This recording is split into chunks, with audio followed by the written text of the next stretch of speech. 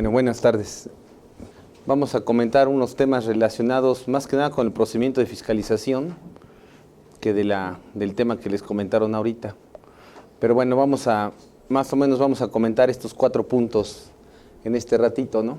La fiscalización vía facultades de gestión, la fiscalización vía electrónica, la presunción la presunción de inocencia que existe en materia fiscal, ¿no? Y la presunción que existe actualmente en relación al principio de precaución, ¿no? Que es el que está aplicando actualmente la autoridad, y pues algunos criterios ahí como para recordar algunos temas respecto a la defensa a la defensa fiscal. Entonces, de lo que vamos a platicar va a ser prácticamente de estos puntos, ¿no? En primer lugar, vamos a hablar un poquito de la fiscalización vía facultades de gestión, y quisiera yo nada más tomar ahí como referencia que ustedes saben mejor que yo que las facultades de la autoridad, pues desde que estábamos en la escuela, pues nos decían que había 3 facultades de la autoridad: las facultades de comprobación, las facultades de liquidación y las facultades económico-coactivas, ¿no? Esas eran las 3 facultades que encontrábamos en las atribuciones de la autoridad: la facultad de revisar a un contribuyente, de comprobación, ¿no? La facultad de determinar un crédito fiscal, las facultades de liquidación y las facultades económico-coactivas. Hasta ahí, pues nos quedaba claro que, por lo tanto, por eso teníamos las figuras de la caducidad y la prescripción. La caducidad del 67 de código para las facultades de liquidación, ¿no? No es que la autoridad tenga un plazo para revisar a un contribuyente, sino para fincarle un crédito fiscal, ¿no? Por eso están las facultades de liquidación del artículo 67 del Código. La prescripción penal, que lo han estado viendo ahí con el doctor Celorio, con el maestro Andrés Mateos, ¿no? Que lo verán en su momento.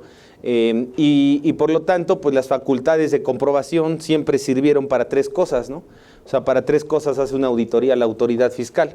La autoridad fiscal hace una auditoría, por lo tanto, para determinar un crédito fiscal, ¿no? Para fincar un crédito.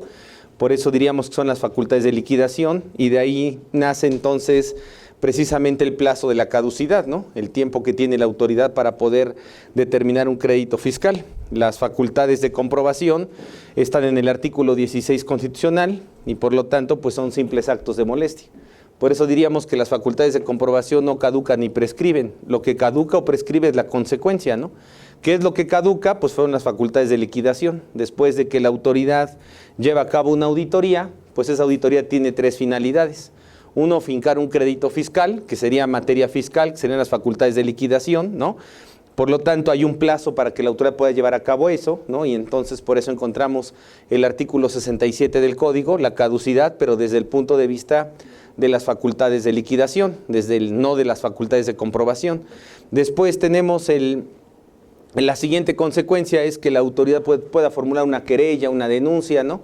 Y entonces ahí tenemos el plazo del artículo 100, del Código Fiscal, que habla de una prescripción y una preclusión penal, ¿no? Que ahí están revueltos esos 2 conceptos, pero que tienen que ver precisamente con las facultades de la autoridad una vez que llevó a cabo alguna de sus facultades de comprobación. Entonces, esa sería la segunda consecuencia que tiene la autoridad para poder, de alguna manera, ejercer esas facultades de comprobación. Sería esa la segunda consecuencia que puede observarse. Y la tercera consecuencia, pues es que la autoridad hace una auditoría, hace una visita domiciliaria, una revisión de escritorio, pues porque resulta que ese contribuyente cuenta con una resolución favorable. Como tiene una resolución favorable, pues entonces diríamos que la autoridad puede, a través de esas facultades de comprobación, pues entonces o finca un crédito fiscal, que son las facultades de liquidación, ¿no? O formula una querella o una denuncia, que sería entonces desde el punto de vista de la responsabilidad penal, ¿no?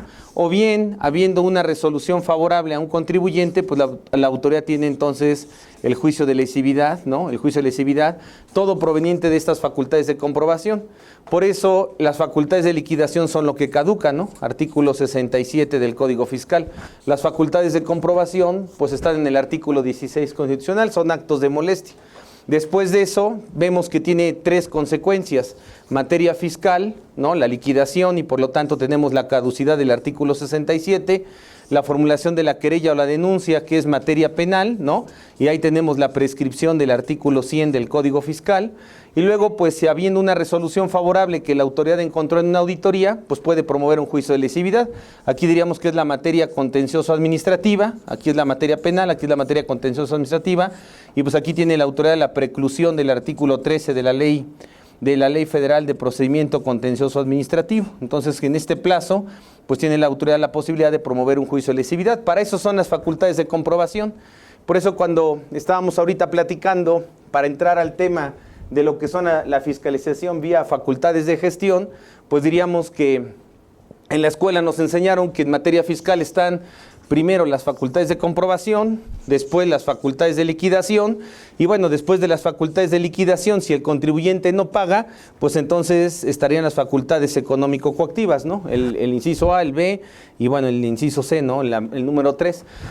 Todo nace de esas auditorías, de esas facultades de comprobación. Sin embargo, pues ustedes mejor que yo saben que la legislación fiscal, que primero es la legislación y después la teoría, y ahí después vemos cómo justificamos las cosas jurisprudencialmente, pues entonces empezamos a poner un montón de procedimientos que no tienen que ver ni con esto, ni con esto, ni con esto, ¿no? Y entonces aquí tenemos una serie de procedimientos que se han implementado, y bueno, pues hoy a esta serie de procedimientos, pues ustedes saben mejor que yo que a esa serie de procedimientos han representado lo que hoy vemos que son propiamente las facultades de gestión. Y las facultades de gestión pues no están previstas, en primer lugar no están previstas expresamente en ninguna legislación, ¿no? Si buscamos el Código Fiscal de la Federación, pues no vamos a encontrar que se diga como tal facultades de gestión. ¿De dónde salen esas facultades de gestión? Pues esas facultades de gestión salen de una jurisprudencia de la Suprema Corte de Justicia, de un criterio de la Suprema Corte de Justicia de la Nación y también de un criterio de la Sala Superior del Tribunal Federal de Justicia Administrativa. En ambos casos, pues están haciendo mención de que antes de las facultades de comprobación están las facultades de gestión. Entonces ya después pasaríamos a las facultades de comprobación. Entonces, actualmente en materia fiscal, pues de acuerdo a lo que dicen estas dos entidades, pues hoy tenemos estas denominadas facultades de gestión por parte de las autoridades fiscales. Y bueno, la Suprema Corte pues había que ponerle a todos esos procedimientos, ¿no? A todos estos procedimientos que estábamos comentando, pues había que ponerles un nombre y un apellido. Y el nombre es facultades de gestión. ¿Dónde están esas facultades de gestión? No están en el Código Fiscal, no están en la Ley Federal de Derechos del Contribuyente, no está en ninguna regulación, pero sí están en criterios de la Suprema Corte y en criterios de la Sala Superior del Tribunal de Justicia Administrativa. Y entonces, bueno, pues ahí fue donde se denominó el tema de las facultades de comprobación y esas de gestión, ¿no? Que son previas a esas facultades de comprobación. Y entonces, pues el nombre ya lo tiene, ¿no? Ahora lo que hay que poder es buscarle el apellido, ¿no? Y entonces el apellido de esas facultades de gestión, pues es el artículo 16 constitucional. El artículo 16 constitucional de lo que establece, el artículo 16 constitucional, pues teóricamente establece las facultades de gestión. Por más que queramos nosotros comprar la edición de quien sea de editorial cualquiera de la Constitución, vamos al Diario Oficial, checamos la editorial más nueva o la más antigua de la Constitución y en todas no vamos a encontrar expresamente el tema de las facultades de gestión, ¿no? Las facultades de gestión es un tema que de alguna manera las autoridades pues lo están justificando la existencia de esas facultades de gestión a través de una jurisprudencia o de criterios de los tribunales. Y entonces ahí nos encontramos otro problema y que creo que es el problema principal que tiene el Estado de Derecho actual. Y el problema principal del Estado de Derecho actual, pues es que cuando fuimos nosotros a la escuela, nos habían dicho que el Estado de Derecho se estaba basando en 2 principios fundamentales, ¿no? Que bueno, esto ustedes mejor que yo lo saben, ¿no? Y este Estado de Derecho que está basado en 2 principios, pues es el principio de legalidad y la división de poderes. Entonces, habiendo el respeto del principio de legalidad y la división de poderes, pues ya más o menos funciona un Estado de Derecho, ¿no? Lo vimos en la universidad, que nos explicaban que posiblemente exista el principio de legalidad y no la división de poderes, pues ya no hay Estado de Derecho. Si existe principio de legalidad y no hay división de poderes o viceversa, pues no hay Estado de Derecho, ¿no? En la universidad nos platicaba en el caso de los nazis, ¿no? Pues había principio de legalidad porque había leyes, pero el Führer hacía todo, entonces no había división de poderes, ¿no? Entonces pues no era Estado de Derecho, ¿no? Entonces el problema que hoy tenemos, ¿no? Y el problema que tenemos actualmente es que la crisis del Estado de Derecho es darle menos importancia al principio de legalidad y a la división de poderes. Y por lo tanto, uno de los grandes problemas que tenemos en ese sentido es que también en la universidad nos dijeron que los tribunales, ¿no? Que los tribunales pues hacían algo muy sencillo. En una sentencia del Poder Judicial, pues el Poder Judicial hacía dos cosas. El Poder Judicial lo que hace es aplicar la norma en el caso concreto, ¿no? Aplicar las disposiciones legales. Por eso todos ustedes nos hemos dedicado al tema de interpretar las normas jurídicas y todo el tiempo están ustedes interpretando normas jurídicas y buscamos libros de interpretación de normas jurídicas para saberlas interpretar, no para aprendernos de memoria las leyes, ¿no? No nos interesa aprendernos de memoria la ley del impuesto a la renta porque dentro de un año la van a volver a cambiar. Entonces el asunto no es aprendernos de memoria la ley, sino es interpretar correctamente las normas jurídicas. Entonces, ¿y eso para qué? Pues para poderlas aplicar. Entonces las sentencias de los tribunales, ¿qué hacen? Pues las sentencias de los tribunales pues hacen algo muy sencillo, aplican las normas y las interpretan. El problema que tenemos actualmente, y diríamos que esa es una tercera vía, es que el problema que hay, y hoy lo vemos, el 15 de noviembre es una fecha fatídica en mi particular punto de vista, el 15 de noviembre es una fecha fatídica para el Poder Judicial aquí en México, porque el 15 de noviembre pues resulta que hicimos una cosa que anteriormente no sucedía, sobre todo en materia de amparo. Y resulta que si estábamos platicando que las sentencias aplican o interpretan normas jurídicas, pues hoy el problema es que los tribunales están creando derecho. Y entonces la función de crear derecho no le corresponde al Poder Judicial. La función de crear derecho le corresponde al Poder Legislativo. El Poder Legislativo es el que tiene que determinar cuáles son las normas jurídicas aplicables, cómo se crean, cómo se establecen, etc. Si nosotros nos pasamos al antecedente de las facultades de gestión, pues vemos que las facultades de gestión, si no están previstas en una norma jurídica, pues las facultades de gestión están previstas en un criterio o en criterios de los tribunales, sean jurisprudencia o lo que ustedes quieran. Finalmente, lo que están haciendo los tribunales actualmente, al decir existen las facultades de gestión que no están previstas en la ley, pues lo que está haciendo el Poder Judicial es crear derecho. Y hoy la principal crisis que tenemos en el Estado de Derecho es que los tribunales, lejos de interpretar derecho, porque interpretan derecho para darle a cada quien lo que le corresponde. Eso significa administrar justicia. El problema es que si nosotros lo que hacemos es dictar sentencias creando derecho, pues entonces ahí rompemos dos funciones. Y las dos funciones que rompemos, pues es otra vez el principio de legalidad, porque las sentencias no están sustentadas en ninguna disposición legal, no sé si me estoy explicando, y adicionalmente el Poder Judicial, ¿qué anda haciendo creando derecho? Pues el Poder Judicial, si está creando derecho, pues está invadiendo la esfera de otro poder. Entonces estamos rompiendo con el principio de legalidad y con la división de poderes, lo que teóricamente en el Estado de Derecho debíamos de cumplir, el principio de legalidad y la división de poderes. Y hoy, cuando los tribunales están diciendo que existen las facultades de gestión, que las facultades de gestión están en el artículo 16 constitucional, que las facultades de gestión son previas a las facultades de comprobación y que hoy lo que estamos haciendo es que la autoridad fiscal ya no tiene 3 facultades, sino que tiene 4, facultades de gestión, facultades de comprobación, facultades de liquidación y facultades económico-coactivas, pues lo que estamos haciendo con la autoridad fiscal es que la autoridad fiscal ya tampoco se asuma o se sustente en el principio de legalidad. Y entonces la crisis que hoy estamos viviendo tiene que ver exclusivamente con 2 puntos, con el principio de legalidad y con la división de poderes.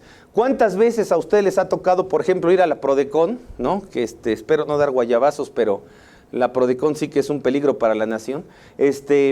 Tengan en cuenta que están monopolizando muchas cosas, ¿no? En la reforma del 2014, pasaron por lo menos 3 o 4 cosas importantes. 1, se acabó el dictamen. 2, se acabaron los agentes aduanales obligatorios, hoy son opcionales. 3, la campaña y el ambiente que se respira de no tengas contador, por favor, porque no sirve de nada el contador, ¿cierto o no? Y eso lo dicen las propias autoridades fiscales. Y punto número 4, pues los acuerdos conclusivos. Entonces, al Estado lo único que le quedaba pendiente era monopolizar la defensa y la asesoría de los particulares. Hoy con la Prodecon, con no tener un auditor, con no tener un contador, los contribuyentes tontamente piensan, con todo respeto, que entonces pues ya me ahorré al auditor, entonces ya me quito al auditor. Cuando había un problema, pues con el que primero iban era con el auditor. Cuando tenían un problema fiscal, pues al que acudían era con el auditor, acudían con el contador. Si tenían un problema de comercio exterior, pues acudían con el agente aduanal. Si el agente aduanal ahora es optativo, no faltará el valiente que se aviente a hacer sus trámites como representante de la empresa para hacer las importaciones o las exportaciones, el que ya ni siquiera quiere llevar un contador, ¿no? La otra vez me tocó ir a un módulo ahí de Hacienda un viernes y dije, ese es el fracaso del sistema mexicano, que como bien decía Eduardo Galeano, las venas abiertas de América Latina, las leyes están creadas para que no avancemos. Y efectivamente una señora sentada así en una mesa como esta, en esta silla estaba la señora sentada, le estaba explicando la de asesoría fiscal o no sé, de Hacienda, y le estaba explicando, la señora tenía aquí un chamaco y el otro andaba corriendo por allá. Era viernes, la señora es régimen de incorporación y no sabe ni de cómo se trata el asunto, no sabe ni utilizar una computadora, por lo que entendieron un salón de belleza, el changarrito que tenía la señora, le estaban explicando cómo el F1 y el F2 y tal, y adicionalmente, pues ese día los niños no van a la escuela el día viernes, ¿no? Y entonces pues tenía que estar cuidando a los chamacos, atendiendo a la otra señora y cumpliendo con sus obligaciones, pero no produciendo. Este país no produce por el sistema tributario que tenemos, y eso, vaya, no es necesario que lo tengamos que decir uno, es un hecho notorio y no requiere prueba alguna, ¿no? Entonces, el tema es que la reforma del 2014 generó muchos inconvenientes, y uno de esos era que al Estado lo único que le hacía falta era monopolizar la defensa. Hoy las personas van a la Prodecon, hoy van a defenderse a la Prodecon, y lejos de que se vayan a defender a la Prodecon, los acuerdos conclusivos muchas de las ocasiones lo que permiten es mejorar los fundamentos y motivos de las resoluciones de la autoridad, o lo que no hicieron en la auditoría, pues ahora en la Prodecon lo hacen, ¿no? Entonces resulta que llegan a la Prodecon y ahí se ponen a hacer compulsas las autoridades, pues eso en qué cabeza de quién cabe, ¿no?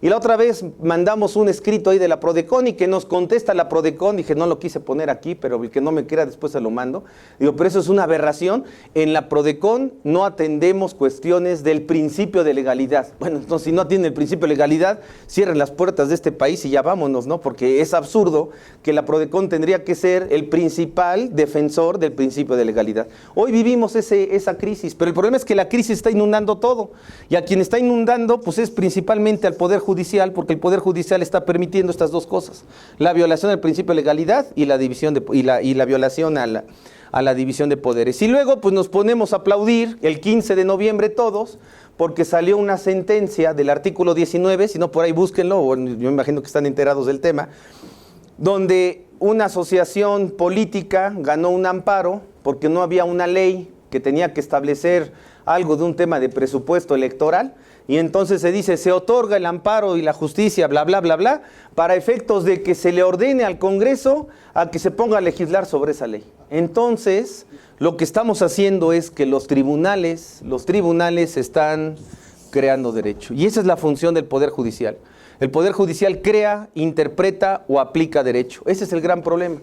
Por eso hoy todo el problema lo tenemos con este problema de la división de poderes. Y de ahí se sigue lo demás, ¿no? De ahí se sigue lo demás. Díganme si llega un verificador de un domicilio fiscal, que es algo absurdo, ¿no? Pero y es parte de la crisis que hoy estamos viviendo. Ustedes mejor que yo saben, y bueno, yo creo que ustedes, estudian una licenciatura y una maestría y llevan 2 carreras y estudian otra maestría y luego se echaron un diplomado y el otro hasta por WhatsApp, ¿no? Y entonces estamos estudiando de lo que sea, ¿no? Y estamos comprando la revista y la esta y la otra y tal, y resulta que nuestro gran tema, ¿no? Nuestro gran tema es la verificación de los domicilios fiscales, ¿no? Y entonces el tema más profundo en materia fiscal en estos últimos 6 años ha sido cómo atender una verificación de domicilio fiscal, lo cual es verdaderamente, es una burla, porque representa la incapacidad tanto de nosotros como de las propias autoridades, de pensar un poquito más allá. Y entonces nos preocupa operaciones inexistentes. Eso no lo tendría que resolver un poder judicial, no, eso lo resuelve una autoridad administrativa. Entonces llega un verificador y dice, a ver, ¿este localito es un salón de cursos o no es salón de cursos? No, pues aquí parece salón de sindicato. Entonces, este no es el domicilio fiscal de la capacitadora tal. Ese señor está para verificar las cosas, para constatar lo que sucede, no para estar juzgando. Las autoridades administrativas no están para juzgar y otra vez nos ponemos al problema de la división de poderes. Todo el problema tiene que ver con el principio de legalidad y la división de poderes. ¿Qué anda haciendo la autoridad administrativa diciendo que una operación es inexistente, falsa o simulada? Eso le corresponde al Poder Judicial y resulta que el Poder Judicial está creando jurisprudencia y resulta que ahora le ordena al Poder Legislativo hacer una cosa y le resulta que la autoridad administrativa se pone a juzgar a los particulares. Entonces estamos rompiendo con el principio de legalidad y por la división de poderes. Entonces, ¿hay solución para esto? Sí, y está muy sencillo, regresar al principio de legalidad y a la división de poderes. Pero hoy, ¿por qué estamos hablando de tantas cosas que tienen que ver? Hoy, ¿por qué estamos hablando de tantas cosas que tienen que ver con esta serie de movimientos que se están presentando? Bueno, ustedes cuando estudiaron teoría del derecho, pues se dieron cuenta que en la teoría del derecho pues había dos posiciones contradictorias y esas dos posiciones contradictorias eran, por un lado, el principio de legalidad, la seguridad jurídica y por otro lado, la justicia con el principio de proporcionalidad. Y entonces, desde este punto de vista, lo que nos interesa es la sujeción de la autoridad a la ley. Las autoridades no pueden hacer más allá de lo que la ley expresamente faculte y siempre y cuando, ¿no? Y siempre y cuando respeten y garanticen los derechos humanos. Ese es el principio de legalidad hoy completo. Nos lo enseñaron en la universidad a la mitad, porque el principio de legalidad decía, la autoridad no puede hacer aquello que la ley no expresamente le faculte. Pues sí te puede facultar para multarte con multas de la ley antilavado de 700,000 pesos, pues no. ¿Por qué? Porque el complemento de ese principio de legalidad es siempre y cuando respete y garantice los derechos fundamentales, ¿no? No que haga lo que quiera a pesar de que la ley lo diga de esa manera. Entonces, el tema viene siendo que por un lado tenemos el principio de legalidad y hoy lo que nos interesa es el tema de los derechos humanos y hoy lo que nos interesa es el tema de la justicia y principalmente el principio de proporcionalidad. Y de este lado tenemos las normas jurídicas y estas normas jurídicas hay que interpretarlas para llevar a cabo una interpretación estricta de la norma y de este otro lado pues tenemos el principio de proporcionalidad, tenemos que el principio de proporcionalidad es para hacer justas las medidas que aplica la autoridad y para hacer justas las medidas que aplica la autoridad pues entonces nos metimos en un verdadero problema. Y el verdadero problema es que entonces para hacer proporcionales las medidas de la autoridad, que hoy por ejemplo hasta la misma Prodecon lo dice, ¿no? Al que le interesa hay un criterio por ahí de la Prodecon que dice ahí del capital constitutivo, ¿no? Dice, a ver, tienes 5 días para dar de alta a un trabajador, pero si el trabajador se te apachurra en esos 5 días y no lo das de alta y lo mandas a que le cambien la pierna o le cambien una oreja, pues ya es capital constitutivo, ¿no? Entonces, el asunto es que si tú en los 5 días lo das de alta y no pasa nada, ningún servicio médico, pues no hay bronca. Pero si resulta que tú lo das de alta después del accidente, pues es capital constitutivo, ¿no? Y entonces hay un criterio por ahí de la Prodecon que dice, no, atendamos al principio de proporcionalidad. Y el principio de proporcionalidad atiende a que si el señor se accidentó en esos 5 días, pero el contribuyente realizó el pago de la cuota durante el mes ese que corresponde, pues entonces no le apliques la cuota, el capital constitutivo. Lo que tienes que hacer es imponerle una multa, pues porque presentó su aviso antes. Eso atendiendo al principio de proporcionalidad. Vamos a hacer justos los actos de autoridad. Y eso lo que hemos estado haciendo, o lo que hemos estado llevando a cabo, pues es puras jurisprudencias y criterios emblemáticos, ¿no? Al final del asunto, lo que estamos diciendo entonces es, hay que tomar las medidas de la mejor forma posible. ¿Y cómo es tomar de la mejor forma posible las medidas en las sentencias? Pues viendo qué derechos humanos son más importantes que otros. Y entonces, para saber qué derechos humanos son más importantes que otros, ya no interpretemos normas jurídicas. Ahora lo que hay que hacer es, lo que ustedes mejor que yo conocen, que es ponderar. Y entonces, hoy los tribunales, lejos de interpretar las normas, lo que hacen es ponderar. Y al ponderar, veamos la reforma del 6 de junio del 2011, ¿no? Que todos nos vamos con la finta del 10 de junio. Bueno, la reforma importante es la del 6 de junio, la ley de amparo. Vean ustedes la reforma, esa fue la reforma que permitió Esa fue la reforma que permitió la creación de la ley Amparo 2 años después, ¿no? La del 6 de junio del 2011, que entró en vigor hasta una nueva ley de amparo hasta abril de 2013, ¿no? Pero la reforma del 6 de junio, veamos el artículo 107 constitucional, y el artículo 107 constitucional, ¿de qué habla? Habla de que los juzgados, cuando otorguen la suspensión, cuando vayan a otorgar la suspensión del acto reclamado, en vez de interpretar las cosas, hay que ponderar. Y entonces ponderemos qué es más importante, ¿no? Ponderemos qué es más importante. Y el problema de la interpretación es que la interpretación, pues queda muy claro que se sujeta al principio de legalidad. No sé si me estoy explicando. En cambio, la ponderación es ver qué derecho es más importante que otro. Y entonces, cuando ponderamos qué derecho es más importante que otro, pues los derechos los ponemos en una balanza, y en esa balanza vemos cuál tiene mayor peso, y entonces eso lo hace un juez cuando dicta una resolución, ¿no? Como por ejemplo cuando les cancelan el sello digital. Les cancelan el sello digital y entonces, ¿qué dicen? No, ponderemos y vean la tesis. Esa tesis da vergüenza, ¿no? Porque esa tesis que está dictando el Poder Judicial, la Suprema Corte de Justicia, está diciendo, ponderemos qué es más importante, corretear a los malosos o otorgarle su, su sello digital a este contribuyente. Entonces, ¿qué hay que hacer? No, pues hay que cuidar a los malosos. Entonces, le negamos la suspensión de, de la cancelación del sello digital. Eso es lo que dice la Corte, ¿no? ¿Y qué es lo que está haciendo? ¿Sujetándose a una norma jurídica o ponderando? Lo que está haciendo es ponderar. Y hoy el gran problema que hay es, y ese es el problema que tenemos todos, ¿no? Y eso creo que necesitaríamos pensarlo en los medios de defensa, como que ponernos a trabajar al respecto, si la ponderación es algo racional o es algo irracional. Si la ponderación es algo de gustos, es algo objetivo o es algo subjetivo. Y ese es el tema, el ambiente que existe en el derecho. Por eso, ustedes mejor que yo saben que meten 2 asuntos igualitos, uno en el juzgado 1 y otro en el juzgado 2, y en el uno les dicen sí, pásale, y en el otro hasta los multan, ¿no? Por andar promoviendo medios de defensa frívolos e improcedentes, ¿no? En la sala regional X, pásale, ¿no? Y en la sala regional Y, una patada ¿no? Entonces, ¿por qué? Pues por el mismo, porque la ponderación no es racional.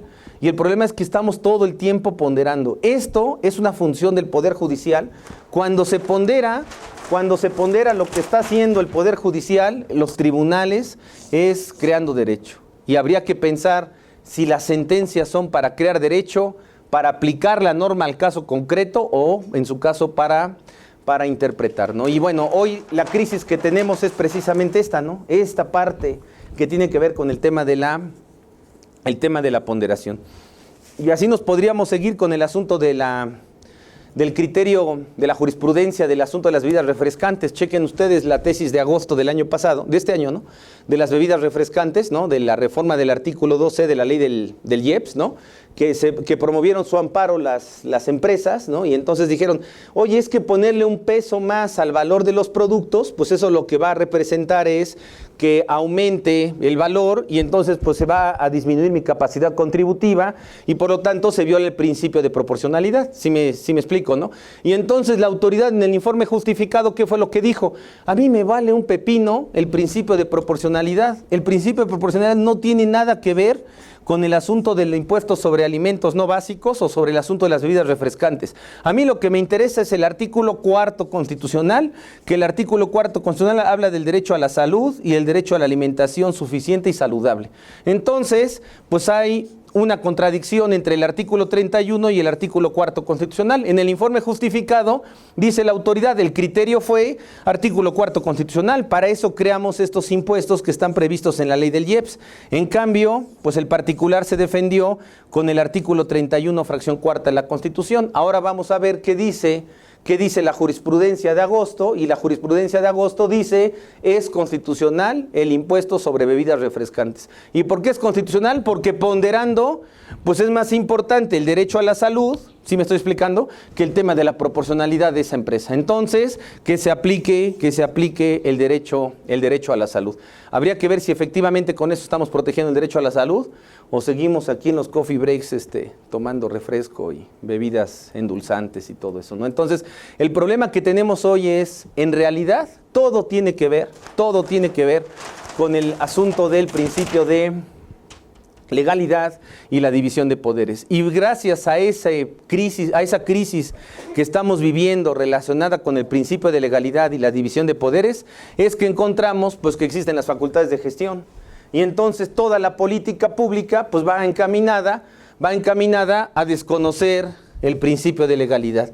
Y chequen ustedes los criterios de los tribunales. Levanta un acta parcial 3, ahora ya no dejan citatorio. La última acta parcial dicen, espérame, me meto aquí ya. ¿Y qué dicen los criterios del Poder Judicial? Los criterios del Tribunal de Justicia, de Justicia Administrativa. ¿Qué dicen los criterios? Es que como ya notificaron la orden de visita hace 8 meses, pues ya se pueden meter el día que quieran. Pues por favor, ¿en qué país vivimos, no? O respetamos el principio de legalidad, es que hay que ponderar la función pública, que es verificar el cumplimiento de las obligaciones de los contribuyentes. Es que hay que verificar si andamos buscando a los malosos. Es que hay que verificar si están realizando operaciones indebidas. Es que hay que verificar, pues entonces lo que estamos conformando, pues prácticamente es un derecho fiscal de la sospecha. No sé si me estoy explicando. Es decir, todos son sospechosos y pues ahí tenemos que en materia fiscal, ustedes mejor que yo saben que el principio de legalidad aplica para la materia penal, pero es absurdo que para un contribuyente de a pie no aplique el principio de legalidad. Pues el país está de cabeza. Y está de cabeza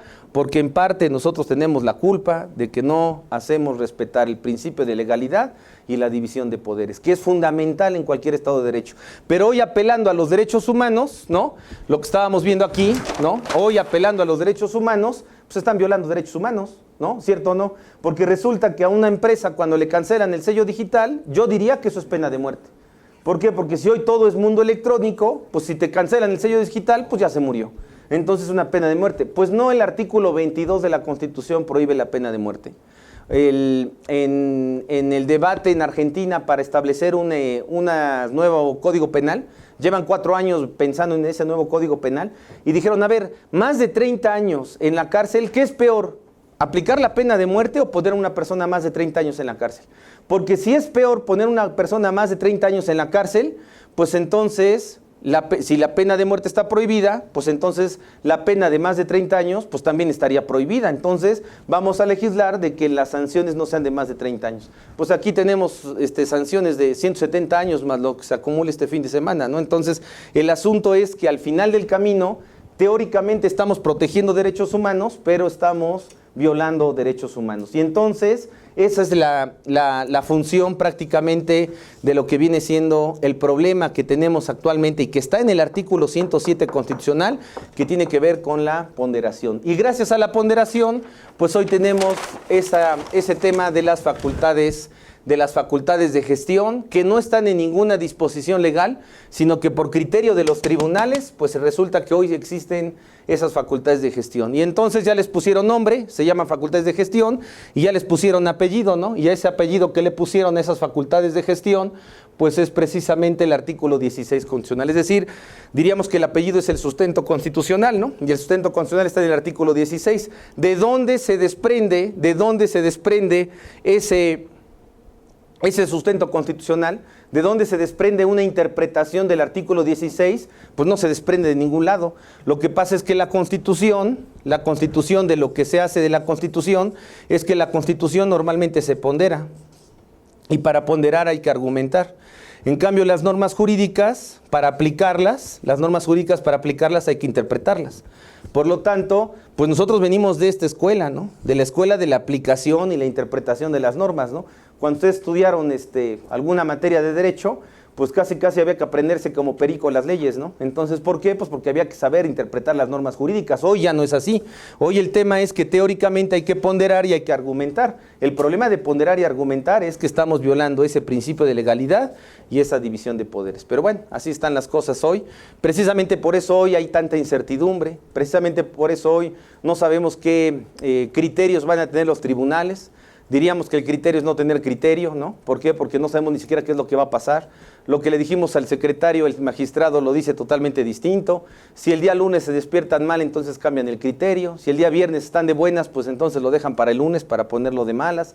Y entonces, bueno, pues el asunto es que mientras no respetemos ese principio de legalidad y esa división de poderes, que las funciones de unos las hacen otros y las de otros las hacen los otros, pues entonces ese es el problema que hoy tenemos. Y entonces, bajo esos criterios, pues más o menos dijeron, las facultades de gestión, pues son todas estas, ¿no? Y entonces entonces, a lo largo de los criterios, esto es lo del artículo 42, que ustedes mejor que yo lo saben, las facultades de comprobación, verificar errores aritméticos, revisiones de escritorio, bla, bla, bla, bla, ¿no? Que tienen que ver con las facultades de comprobación de las autoridades.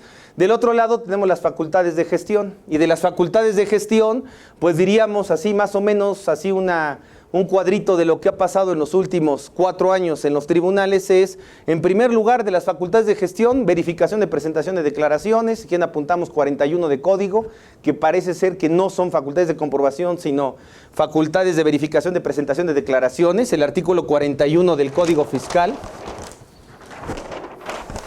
Bueno, diríamos primero el artículo 41, que es ustedes mejor que yo lo saben, ¿no? El artículo 41 es el que le sirvió de fundamento a la autoridad para mandar las invitaciones, las primeras invitaciones del IDE, ¿no? ¿Se acuerdan que cuando existía el IDE, pues la autoridad tenía la información, hoy todavía la tiene porque hay una obligación de las instituciones financieras de informar quién deposita más de 15,000 pesos en efectivo, ¿no? Pero cuando nació el IDE, pues lo que hicieron es que como el IDE obligaba a las instituciones financieras a que cada mes de febrero informaran, pues les mandaban una invitación. Si no hacían caso de la invitación, esas personas físicas que no estaban dadas de alta en Hacienda o que estuvieran suspendidas de actividades, pues les invitaba a que presentaran una declaración. Si no presentaban la declaración, pues les determinaban presuntivamente con los depósitos en la cuenta bancaria, ¿no? Que es lo que todavía están haciendo.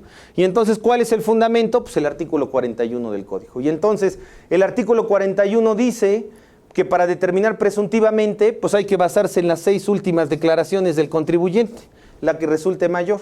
Y resulta que la autoridad lo que está haciendo actualmente la autoridad es, pues ¿cómo le voy a determinar con las 6 últimas declaraciones si ese cuate nunca ha presentado ni está dado de alta en Hacienda? ¿Cómo le voy a hacer si está suspendido de actividades desde hace 10 años? Entonces, ¿qué hago? Pues con las cuentas bancarias. Pues si lo que estoy diciendo es que no presentó la declaración conforme a las cuentas bancarias, bueno, pues conforme a las cuentas bancarias. Y resulta, y eso se los comento porque salió una jurisprudencia, chéquenla, salió una jurisprudencia que dice, entonces había una controversia elemental, porque el artículo 41 dice esto, pues entonces si lo haces así está mal, ¿no? Y ya no pasa nada. Bueno, pues hay una jurisprudencia del Poder Judicial que dice que el aplicar el artículo 41, no con esto, sino con esto, es válido que la autoridad lo lleve a cabo. Entonces, hay que tomar en cuenta esos criterios que tienen que ver otra vez con una violación al principio de legalidad. Si la ley nada más es cuestión de leerla, nada más con eso, ¿no? Y con eso cumplimos con el principio de legalidad, no tenemos que hacer mucho. Pero la ponderación es irle a hacerle más al cuento y la argumentación, y entonces andamos tomando cursos de dudosa procedencia de argumentación jurídica y argumentación vía WhatsApp, y luego el Poder Judicial se va en marzo a España de compras y por ahí se van a estudiar un curso ahí en ¿cómo se llama? En Alicante, ¿no? Y no sé qué aprendan en esos lugares, pero por lo menos gastan mucho. Y al final del camino, pues todo es ponderación, ¿no? Y la ponderación es un problema que nos están obligando a ponerlo en un sistema que no es aplicable para el sistema jurídico, no nada más de México, sino de América Latina, ¿no? Porque ese problema, pues hoy lo tenemos con estas disposiciones. La verificación de la presentación de declaraciones del artículo 41, ¿no? Con el criterio que estamos comentando, ¿no? Que entonces la autoridad le está dando esa validez a ese asunto que estamos mencionando. La verificación de la presentación de declaraciones, el artículo 41A del Código Fiscal, que ese artículo 41A era un requerimiento que llegaba y decía, oiga, venga usted, le damos 15 días para que usted me aclare estos pagos que hizo, porque resulta que consideramos que hay un entero menor al impuesto a la renta, al IVA, etcétera. No, hoy lo que hacen con el artículo 41A, les mandan un citatorio, son las 10 de la mañana, ayer así nos pasó, llegaron a mandar un citatorio a las 10 de la mañana para que se presente usted hoy 10:30. Bueno, eso ya es hasta penoso, ¿no? O sea, verdaderamente es una burla, ¿no? Y bueno, ya el pobre contribuyente estaba como maraquero, ¿no? Y todo así temblando, ¿no? Y el asunto es, preséntese, porque bueno, ustedes saben que estas son las famosas revisiones que hace la autoridad, o las revisiones profundas, o no sé cómo le llaman, que entonces llegan, citan a los contribuyentes, y entonces va el contribuyente, al contador ni lo dejan pasar, porque ya habíamos quedado que no tienes que llevar contador, ¿para qué andas trayendo contador, no? Desde 2014 te lo dijimos, ¿no? Entonces para eso están las computadoras y Microsoft, y entonces se queda el contador afuera, que pase el contribuyente que no tiene ni idea de lo que le van a decir, y ahí está el administrador, el subadministrador, el de jurídica, el de recaudación, el del Club de Leones, el del Rotario y tal, y entonces todos lo espantan para decirle que debe X o P pesos. ¿Y dónde está eso? ¿Dónde está eso? ¿Dónde está eso? ¿no? ¿Dónde están esas disposiciones? Y luego al auditor lo citan, ¿no? Al auditor lo citan, artículo 52 del Código, y al auditor lo citan, y ahí va el pobre auditor a presentar un cuestionario allá en la hermana República de Tlaxcala, como no tiene nada que hacer, y basado al principio general de derecho que dice que pueblo chico, infierno grande, pues resulta que como no tiene nada que hacer, pues lo citan un día, y va 2, o sea, lo citan desde las 9 de la mañana, se va a las 3, y venga usted a las 9 porque le vamos a seguir preguntando, a ver qué se nos ocurre, pero venga usted mañana, ¿no? Entonces, al pobre auditor ahí lo tienen, y pues hay criterios del primer tribunal, la sala regional. Las salas regionales las encuentran en las tesis de la revista El Tribunal. Hay criterios de la primera sala regional de Oriente de allá de Puebla que dice que no existe fundamento legal de los cuestionarios. Pues sí, nada más es leer el artículo 52. Al artículo 52, el 52A, pues nada más dice, pues tráete tus papeles, no dice siéntate aquí 8 horas para que te esté yo haciendo cuestionarios o preguntas o qué sé yo, ¿no? Pero bueno, así es como está previsto esa violación a ese principio de legalidad. Y bueno, pues otro de estos tiene que ver con el artículo 41A del Código Fiscal de la Federación.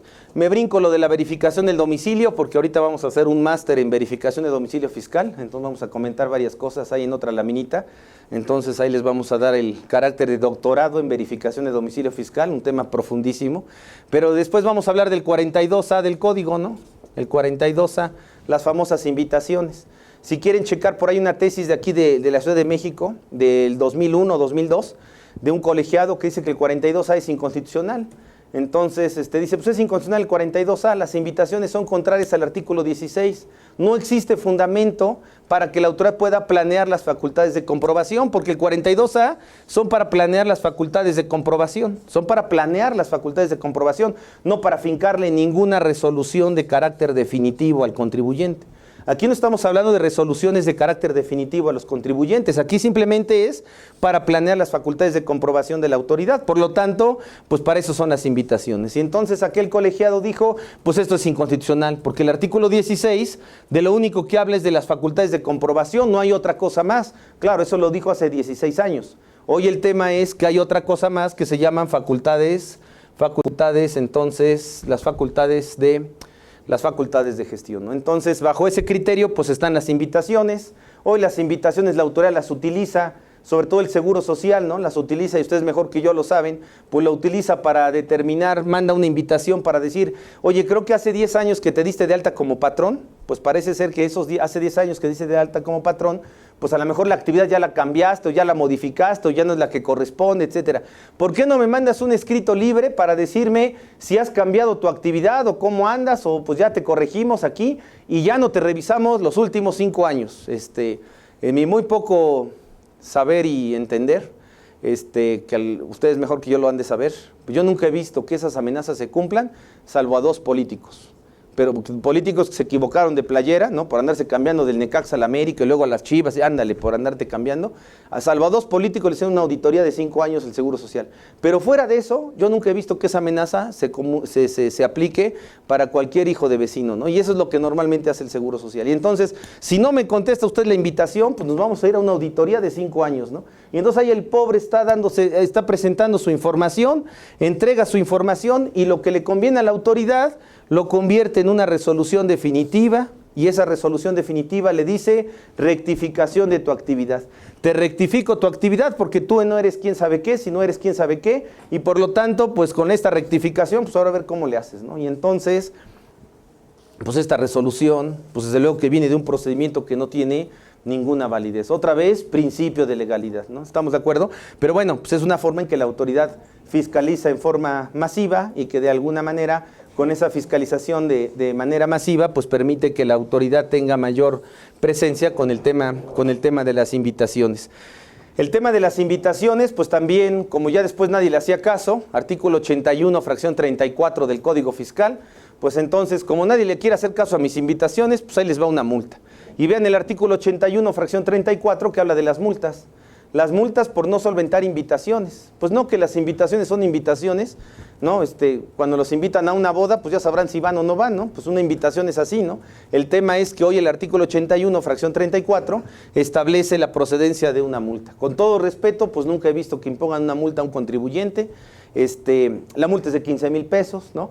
Pero de alguna manera, pues ahí está esa situación que estamos comentando con el tema de las invitaciones, que otra vez es violación al principio de legalidad, ¿no? Si no están previstas en la Constitución, pero es la mejor forma en que la autoridad puede llevar a cabo el tema de las obligaciones en ese sentido para los contribuyentes, y por lo tanto, pues las invitaciones hoy establecen una sanción.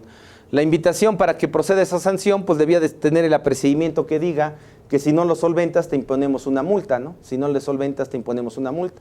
Normalmente las invitaciones pues no dicen eso, la invitación dice si no lo solventas pues te mando una auditoría, ¿no? Entonces, bueno, yo creo que ni siquiera han visto el artículo 81, fracción 34, o su edición no llega hasta allá.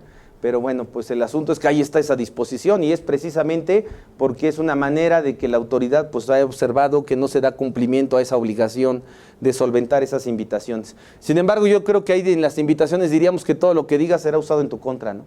Entonces las invitaciones pues no hay que decir nada, ¿no? Como Cantinflas, ¿no? Decir mucho y no decir nada, para que de alguna manera pues ahí se quede el tema de la invitación. La autoridad hoy actúa por estadística y por masas, pues entonces a veces ya no le da seguimiento a esas invitaciones, pero bueno, cuando le da seguimiento y tiene datos, pues el tema es emitir una resolución de una rectificación de una actividad, que por lo tanto proviene pues de un procedimiento que ni siquiera tiene un sustento para poder llegar a eso, ¿no? Porque el sustento es planificar facultades de comprobación, no para emitir resoluciones que de alguna manera modifiquen o afecten el patrimonio o los derechos del particular. De las verificaciones de domicilio, pues podríamos decir muy poquito, ¿no? 4 o 5 puntos así nada más como de repaso. Las verificaciones de domicilio pues están en el artículo 41B del Código Fiscal, ¿no? El artículo 41B del Código, y el procedimiento en el artículo 49. Pues yo creo que todas las verificaciones, si ustedes mejor que yo lo saben, o lo han visto, pues todas las verificaciones están mal hechas, ¿no? El problema es que los mecanismos de defensa hoy ya no nos funcionan. El recurso de revocación ha quedado caducado prácticamente, ¿no? Porque el recurso de revocación suspende la ejecución, pero no suspende otras acciones de la autoridad que a veces son más lesivas, ¿no? Todavía nos andamos peleando en el recurso de revocación si procede contra la revocación del sello digital, ¿no? Y nunca falta la administración valiente que lo desecha y que, etcétera, ¿no? Pero bueno, la verificación del domicilio, pues el artículo 41B, el artículo 41B y el 49 que habla del procedimiento, ¿no? El procedimiento del 49. Y lo que la autoridad va a verificar son los domicilios fiscales, que pues teóricamente, si leemos el artículo 10, fracción segunda, pues habla de la administración del negocio. No necesitamos tener ahí el negocio que vende chalupas, ni el que está haciendo coches, ni el que está haciendo, ni el que maquila 2 toneladas de pantalones de mezclilla y tener ahí las 2 toneladas. Simplemente es la administración del negocio, ¿no? Y entonces, en el arrendamiento, pues quieren que haya una oficinota así gigante para una señora de 87 años que tiene un edificio de 20 departamentos, ¿no? Y resulta que, no, ¿cómo va a ser su domicilio, su casa? Pues, ¿cómo va a ser su domicilio, su casa? Esto es una casa habitación, ¿no? Entonces, el problema es la falta de criterio que tienen los tribunales, las autoridades administrativas, sobre todo con el tema de la administración del negocio, que bueno, ustedes mejor que yo lo saben. Establece entonces el artículo 10, fracción segunda, pues la posibilidad entonces de que para las personas morales, por ejemplo, pues la administración del negocio es el lugar donde se encuentra el domicilio fiscal, algo muy elemental, pero que bueno, tenemos que seguirlo insistiendo con eso en los tribunales y tal. Las visitas de inspección, pues están facultadas las autoridades en términos del 27 de código, ¿no? El 27 de código dice, pues tú puedes verificar el domicilio, pero dice puedes verificar, no significa que tengamos que verificar forzosamente el domicilio, ¿no? Y muchos contribuyentes dicen, no te han verificado el domicilio, entonces estás en un delito de lesa humanidad, porque no te han verificado el domicilio. Si no te lo verifican es problema de la autoridad, finalmente es mi domicilio y se acabó, ¿no? Pero bueno, el artículo 27, si lo checamos el primer párrafo, pues es una facultad discrecional, ya sabrá la autoridad si verifica o no verifica los domicilios. El problema del artículo 49 es con quien se encuentre, ¿no? ¿Con quién se lleva a cabo la diligencia? Pues con quien se encuentre. Y por lo tanto, pues genera un montón de arbitrariedades. El tema de que con quien se encuentre, desde luego que primero tienen que buscar al contribuyente, después a su representante legal y luego quien esté a cargo o encargado de la negociación, en ese orden. Las actas hay que ver si la verdad, si efectivamente, sacramentalmente la autoridad requirió la presencia del contribuyente, del representante legal y con quien se encuentre. Entonces, pues sacramentalmente tendría que decir el acta esa situación. Y luego cuando se remita el 49, no les dejaría yo de tareas a su mejor opinión, que chequen el 49, el primer párrafo y la fracción primera. Porque el primer párrafo y la fracción primera dice, estas visitas se van a llevar a cabo siempre y cuando los contribuyentes estén realizando operaciones con el público en general. Y andan verificando negocios de dentistas, andan verificando despachos, consultorios, andan verificando, por ejemplo, fábricas, no realizan operaciones con el público en general, andan revisando talleres, andan revisando un montón de negocios así, para verificar domicilios fiscales, y yo creo, salvo su mejor opinión, que hay un error del artículo 49, al haberlo generalizado para que también sea por comprobantes fiscales, por la verificación de domicilio fiscal, cuando el 49, que ustedes mejor que yo lo saben, por ahí del 93, 94, que se reformó el artículo 49, pues las visitas de inspección nada más eran para comprobantes fiscales. No existía el tema de verificar domicilios, no existía el tema de verificar marbetes, no existía el tema de verificar los precintos, no existía toda esa serie de obligaciones que hoy tienen los particulares y que anteriormente, cuando se redactó el artículo 49, pues no se preveía esa situación. Entonces, el asunto es que el artículo 49 del Código, pues lo que establece, así como se redactó desde esos años, es verificar el domicilio de los contribuyentes que tienen operaciones con el público en general. Entonces, y después ya se arranca con todo el procedimiento, pero entonces para que puedan llevar a cabo ese procedimiento, pues tendría que ser con los contribuyentes que realizan operaciones con el público en general, ¿no? Pero bueno, así es como se establece el tema del artículo 49 del Código. Luego el objeto es verificar los avisos. El objeto es verificar los avisos. Ahí dejaría de tarea, no tengo así como que muchas respuestas a muchos de estos temas, sino como que más que nada interrogantes. Ahora sí que el que pregunta soy yo y ustedes son los que responden, porque tendría yo la interrogante de que si el artículo 49, si checamos el 49, el 27 de Código, que dice es verificar los avisos, no los domicilios fiscales. Entonces la autoridad tiene que verificar si el aviso está presentado bien. Oiga, este es el piso 1 del salón tal, pues sí, es el piso 1 del salón, pues sale, ahí nos vemos, ¿no? Pero no verificar si este negocio es un negocio de capacitación, si es una fábrica, si es un tugurio, si es una escuela, si es un tal, ¿no? Entonces, yo creo que en el tema del objeto de la verificación es, ¿quién ahí apuntar? Bueno, ahí dice en la lámina, el objeto de las verificaciones es verificar los avisos, no si el domicilio es el correcto o no. Eso es una cuestión que no le corresponde a la autoridad administrativa. La autoridad administrativa tendrá que levantar, el visitador levantará su acta y diga, esta escuela primaria que se llama Josefa Ortiz de Domínguez, pues efectivamente tiene una de esas puertas que abren de a dos, ¿no? Tiene un cantinero adentro en vez de un prefecto, ¿no? El director se llama barman, ¿no? Y pues hago constar eso, ¿no? Y se acabó, pero no puedo estar juzgando, oiga, esto es una cantina en nuestra escuela. Eso le corresponde a otra autoridad, pero no le corresponde a un verificador de un domicilio fiscal. Por lo menos el objeto es verificar los avisos, no verificar si es correcta la presentación del aviso o no. Luego del acta circunstanciada, pues además del acta circunstanciada diríamos que le tienen que dar 3 días al particular. Lean el último párrafo del artículo 49 del Código y luego les preguntaría yo cuántas visitas de verificación.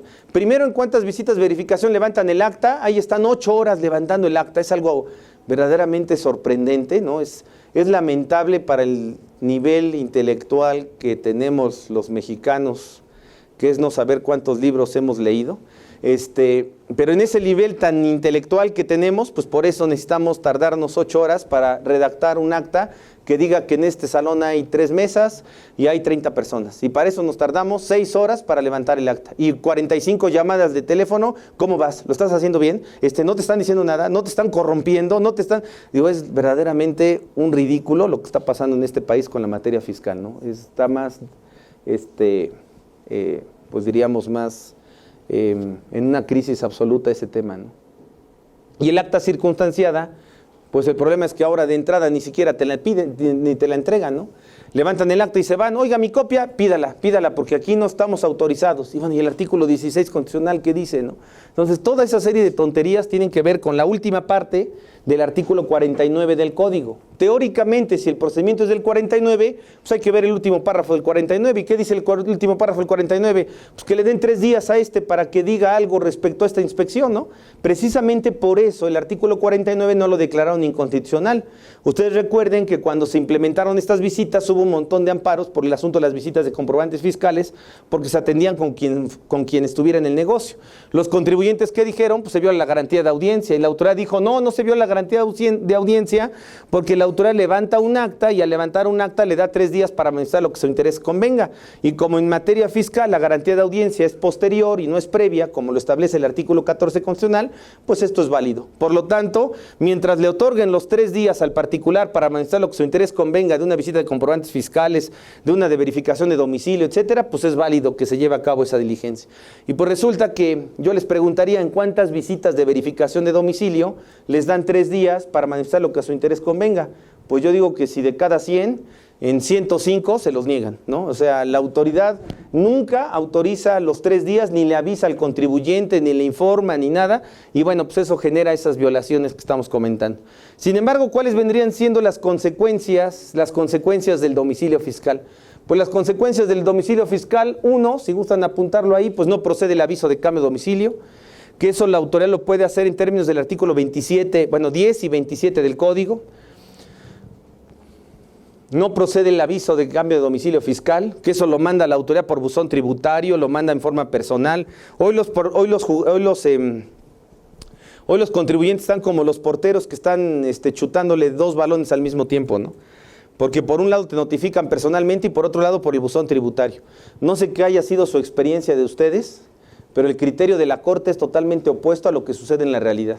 Dijo la Corte el año pasado para decir que el buzón tributario, artículo 17K del Código, era constitucional porque era una forma ágil de que el contribuyente y la autoridad tuvieran comunicación.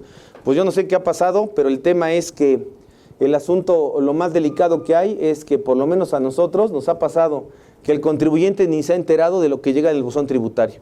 Y se entera de una revisión electrónica hasta que le embargan. Y se entera de un requerimiento hasta que se le venció el plazo. Y se entera que ya le resolvieron el recurso de revocación 6 meses después. Y se entera, entonces, pues en realidad no ha sido un tema que funcione, pero bueno, ahí está el tema de lo que viene siendo, el asunto del buzón tributario. Acuérdense que las empresas que facturan electrónicamente, antes de mandarle la información al SAT, se la mandan a Microsoft, ¿no? Entonces, el asunto, pues a lo mejor es de una cuestión de intereses económicos más que de intereses jurídicos. Pero bueno, no procede el aviso, se los notifican por buzón tributario o por medio de notificación personal.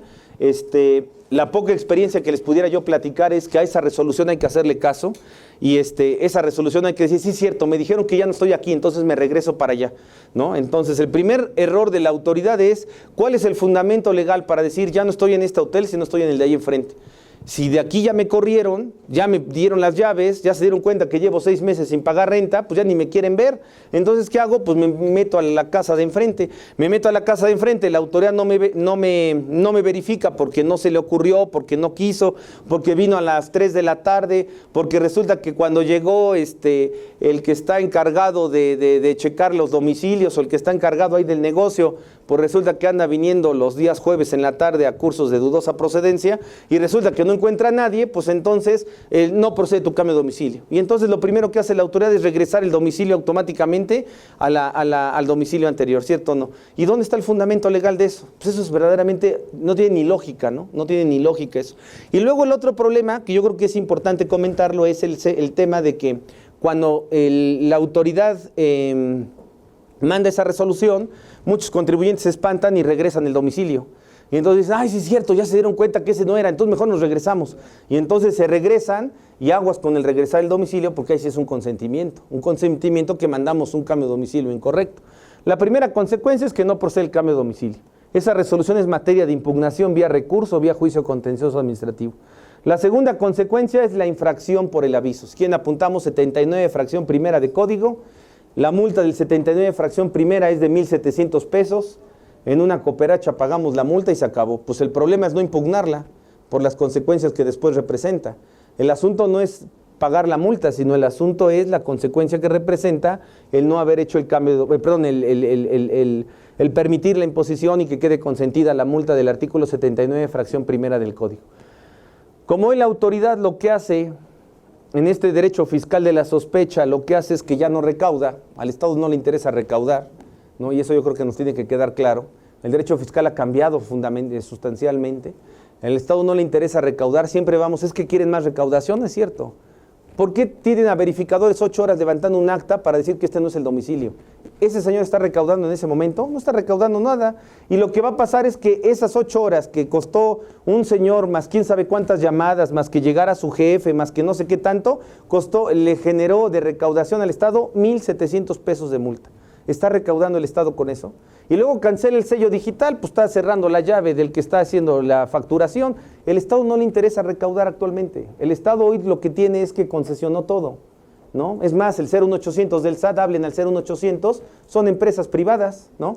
Empresas privadas que, bueno, espero no dar guayabazos, pero en esas empresas privadas, 20 minutos para ir al baño en 8 horas.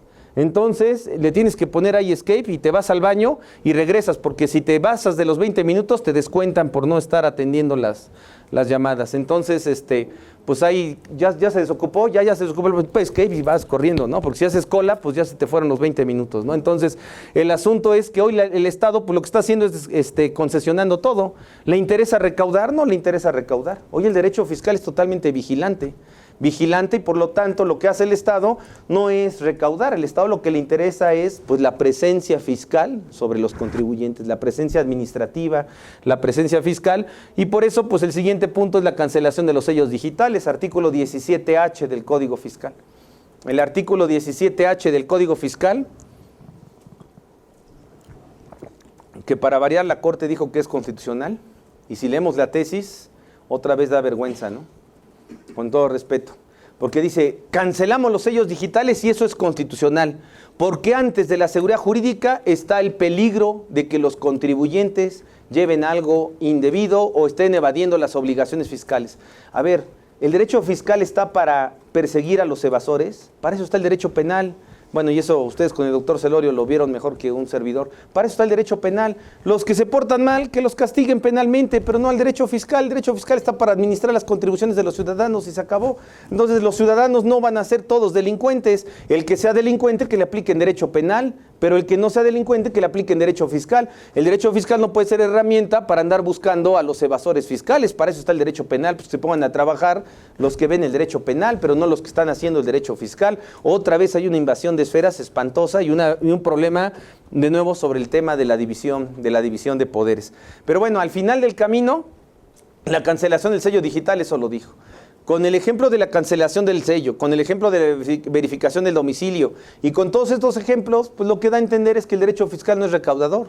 El derecho fiscal, ¿qué es lo que hace el derecho fiscal? Simplemente lo que le interesa es tener en una computadora todos los datos de los contribuyentes y la mejor información que pueda tener de los particulares para tenerlos pues bajo sospecha, ¿no? Bajo vigilancia, bajo permanente revisión, aunque el gasto sea mucho mayor que el tema es. Ustedes mejor que yo saben que los socios están obligados a inscribirse en el SAT. ¿Cuánto le cuesta al Estado inscribir a los socios? ¿Cuánto le cuesta que un contribuyente le pongan ahí en la computadora el iris, las huellas digitales, eso? Y ese señor a lo mejor nunca va a pagar impuestos.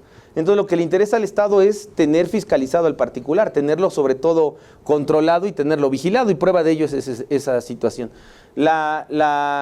Diríamos que el colofón de todo esto pues son los créditos fiscales a los del artículo 69B del Código, ¿no? Que ya vamos a comentar después, a los proveedores, ¿no? Porque también a los proveedores les hacen sus auditorías y les hacen sus auditorías, se les fincan unos créditos fiscales espantosos y saben que ese crédito fiscal espantoso nunca lo van a cobrar. Pues ¿para qué lo fincan? Bueno, pues vamos a ver que hay una razón financiera para cobrar para fincar esos créditos fiscales.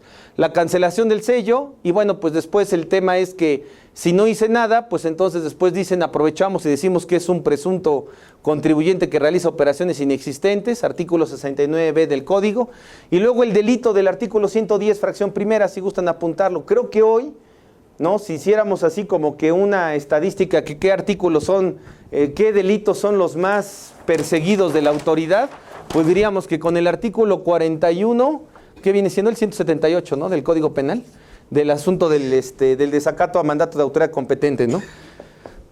¿No? Si vamos a un juzgado y le decimos, oiga, ¿cuántos delitos fiscales tiene? Fíjese que el mayor delito que tengo es desacato a mandato de autoridad competente, artículo 41. Porque hay un canijo, evasor fiscal consuetudinario que tiene 79 años de edad, ¿no? Y ese señor le mandamos 3 requerimientos y como ya no tiene contador, porque dicen ustedes que ya no necesita contador, se le olvidaron los 3 requerimientos. No lo solventó, le impusieron las 3 multas. Artículo 41, último párrafo del Código Fiscal, le damos vista al Ministerio Público por desacato a mandato de autoridad competente. Artículo 178. Entonces, este señor que cumpla servicios a la comunidad de 3 meses a 180 días de servicio a la comunidad, ¿no? Entonces, ese es el delito más común. Segundo delito, diríamos medalla de plata, pues sería el delito del artículo 110, fracción primera del Código Fiscal. El que presente avisos ante el RFC en forma falsa. ¿Y cómo lo presentó en forma falsa? Pues ya lo fui a verificar. Llegué a las 3 de la tarde, dice Estética San Juan, toco la puerta y no hay nadie, pues estos se pelaron. Y entonces les mandé el no procede el aviso, no me dijeron nada, les mandé la multa, es más, hasta la pagaron, y resulta que entonces les cancelo el sello digital, no dice nada, y pues entonces artículo 110, fracción primera del Código Fiscal. Hoy ya no aplican la fracción cuarta con tanta regularidad, porque la reforma del artículo 110, fracción cuarta, que es el contribuyente que cambia su domicilio sin presentar el aviso, pues hoy la fracción cuarta dice, para que se dé ese delito es necesario que la autoridad en un año haya hecho 3 diligencias. En un año haya hecho 3 diligencias. Y resulta que pues el hacer 3 diligencias en un año, pues es más fácil ir una ocasión y entonces tipificarlo como aviso presentado en forma falsa sobre esos contribuyentes. Y entonces, pues ahí está el delito de las consecuencias del contribuyente propiamente, del contribuyente no localizado. Y bueno, pues han salido ahí algunos criterios, ¿no? Este criterio que tiene ahí en su material de las fotografías que sacan cuando hacen las verificaciones de domicilio. Como hoy todo el mundo trae celular, pues hoy todo el mundo saca fotos a todo mundo. Y entonces, pues ahí ustedes ya lo han visto que dice que si sacan fotos, las fotos no tienen validez, porque la orden de visita tendría que haber habilitado a que sacaran fotos los verificadores, ¿no? Y lo que normalmente hacen es sacar fotos, pues hay que dejarlos que saquen fotos de todo mundo, ¿no? Para que la tengan ahí en el acta correspondiente. Y luego las tesis interesantes, diríamos el concepto de no localizado y no localizable, ¿no? El no localizable es la consecuencia mayor que tiene la autoridad.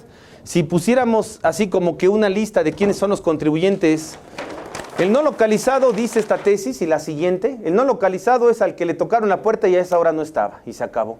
Y entonces, como no lo encontraron, bueno, pues eso no significa que ya se haya fugado. Pero el no localizable es aquel que de plano desapareció de su domicilio fiscal. Y acuérdense que las consecuencias del no localizable, si hacemos una lista de las consecuencias del no localizable, pues primero es una multa del artículo 79 del Código Fiscal. Después, que la autoridad pueda llevar a cabo la notificación por estrados, artículo 139 del Código, con la excepción del buzón tributario, porque creo que hay una antinomia que vale la pena que después la comentemos, ¿no? La contradicción entre la notificación por estrados y el buzón tributario. Pero bueno, la regla es que si hacemos una lista de cuáles son esas consecuencias del no localizable, pues es la multa del 79, que la autoridad notifique por estrados, ¿no? Que se suspenda el plazo de la caducidad del artículo 67 del Código, que se suspenda el plazo de las facultades de comprobación de la autoridad del artículo 46A, que se suspenda el plazo de las facultades de liquidación del artículo 50 del Código Fiscal, ¿no? Que se suspenda el plazo de la prescripción del artículo 146 del Código Fiscal, ¿no? Que son las consecuencias de que el contribuyente esté como no localizable, ¿no? El que se considere operación inexistente del artículo 69B, ¿no? El que le cancelen el sello digital del artículo 17H del Código, y bueno, y el que le finquen responsabilidad solidaria a los socios o accionistas, ¿no? El que le finquen responsabilidad solidaria a los socios o accionistas, artículo 26, fracción tercera. En materia administrativa, todas estas consecuencias, ¿no? Las consecuencias de que el contribuyente esté como no localizable, ¿no? Como no localizable. Y aquí, esta tesis y la siguiente hacen mención muy clara de cuáles son los no localizados, pues que tocaron la puerta y ese día no estuvo, pues ya llegaré yo otro día. Y el no localizable, pues significa que ese contribuyente abandonó ese domicilio fiscal. El no localizable diríamos que es sinónimo de abandono de domicilio fiscal. y entonces pues a lo que a la autoridad no le interesa es castigar al contribuyente no localizable. Por eso encontramos estas 9 consecuencias administrativas, después faltan las penales, ¿no? Pero las administrativas, la multa del 79, la notificación por estrados del 139, la suspensión del plazo de la caducidad del 67, se suspenden las facultades de comprobación del artículo 46A, se suspenden las facultades de liquidación del artículo 50, se suspende la prescripción del 146, se considera operación inexistente del artículo 69B del Código, se cancela el sello digital del 17 inciso H, y bueno, pues el asunto de la responsabilidad solidaria del 26 fracción tercera, con la salvedad del responsable solidario de la reforma del 2014, ¿no? Si quieren ahí apuntemos la reforma del 2014, que es con atención a todas las empresas inversionistas, ¿no? Que a todos los inversionistas dijeron, a estos los quitas de la jugada, porque los inversionistas, los que tienen dinero, pues son los políticos, ¿no? ¿Y dónde invierten los políticos? En desarrolladores inmobiliarios. Entonces yo llego y le digo, oiga, usted desarrollador inmobiliario, aquí está mi lana, ahí nos vemos dentro de un año, y ahí dentro de un año me dice cuántas casas vendió, sale. Pues resulta que el desarrollador inmobiliario sacó licencias en lugares donde no había que poner casas habitación, resulta que pasa un río y se lleva las 600 casas, ¿no? Entonces el desarrollador inmobiliario dice, ahí nos vemos, ¿no? Y adiós, ¿no? Entonces le debe al seguro, le debe a Hacienda, le debe a todo mundo, y entonces responsabilidad solidaria. Pues sí, reforma del 2014, la responsabilidad solidaria solamente es para socios o accionistas que hayan intervenido en la administración del negocio. Aquel inversionista de buena fe que llegó un año, depositó y después dijo, ahí nos vemos, ese está fuera de la jugada porque no administra la negociación, y esa es la reforma del 2014, ¿no? Que pues está muy claro a quién iba dirigida esa limitación de la responsabilidad solidaria. Diríamos que si interviene la administración, pues entonces también sería sujeto responsable en el caso de los no localizables, ¿no?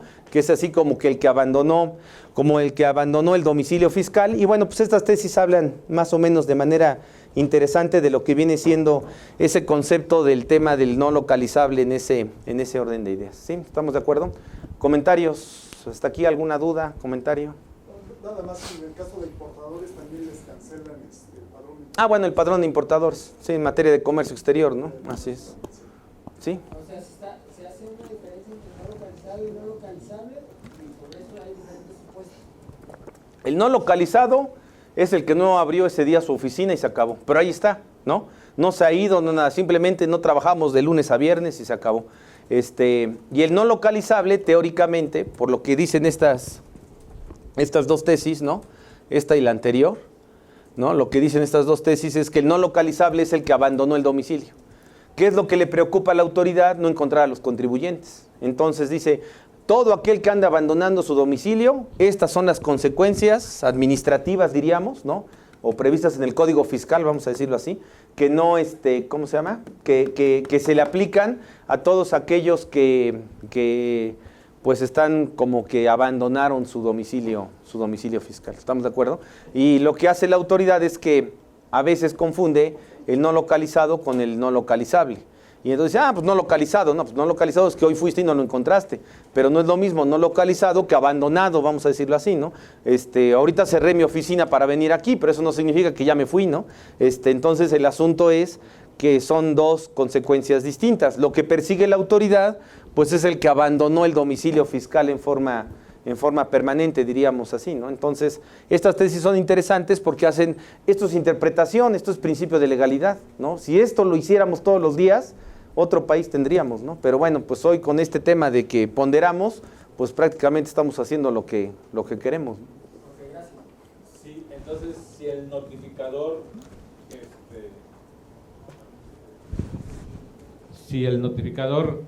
o el verificador levanta un acta que diga no localizado y luego se lo quieren llevar por la vía penal, por cualquier pues no tendría vía, esas consecuencias. entonces se puede echar abajo con estas tesis diciendo, espérate, sí, a lo mejor estuve no localizado en ese momento, pero una cosa es distinta, es no localizable, entonces Sí, claro. Ajá. hay manera de defenderse. Pues. Así es. Sí, como usted dice, no estuve en ese momento, ¿no? Me fui. Y normalmente ellos la palabra que utilizan es no localizado. La no localizable nunca la han, bueno, yo nunca he visto un caso donde y lo que dice palabra, ¿no? Por eso es interesante lo que dice este criterio, ¿no? O estos 2 criterios, porque dicen no localizable es una consecuencia de abandonado, diríamos, ¿no?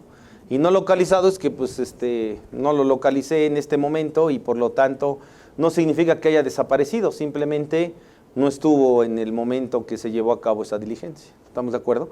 Okay. Que esas serían las consecuencias, pero de los que han abandonado ese domicilio. A lo mejor aquí, como bien dice usted, faltaría ya la sanción, bueno, el tema del importador que decía por ahí el compañero, y luego el otro tema sería pues el 110 fracción cuarta, ¿no?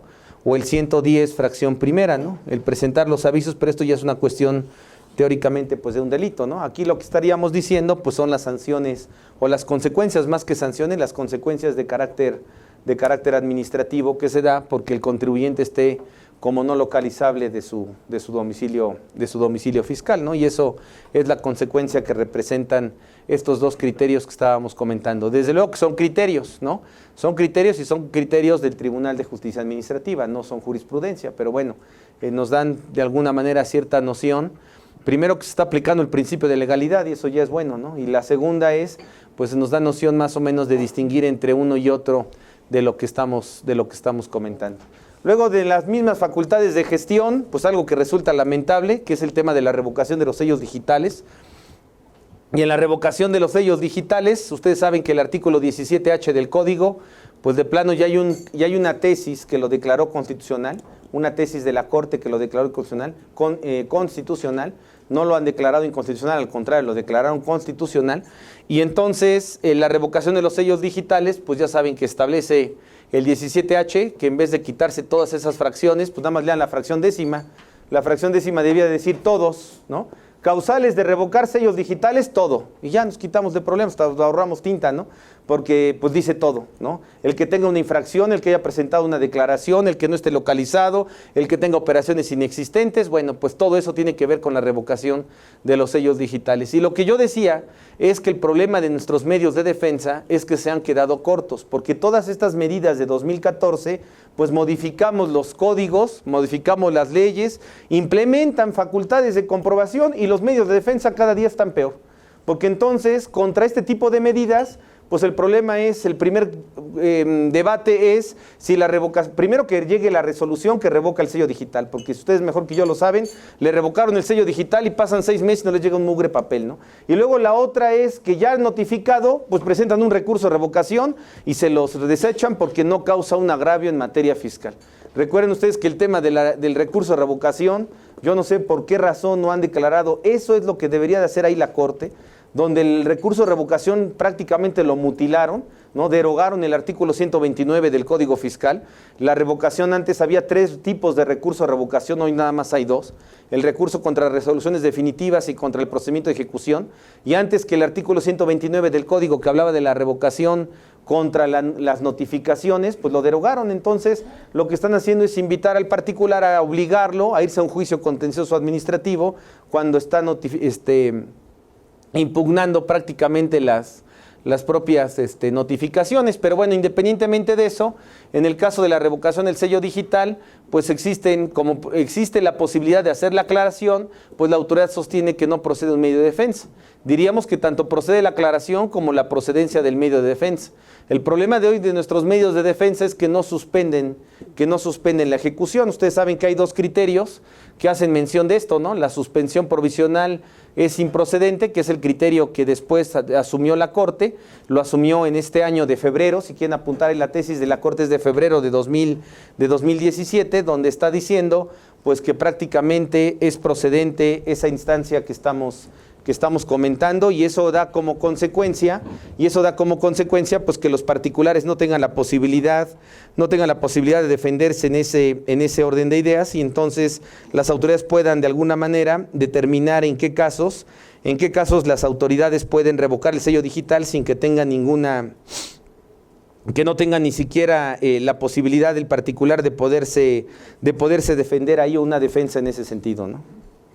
Y además ya se estrenaron con los errores en las declaraciones.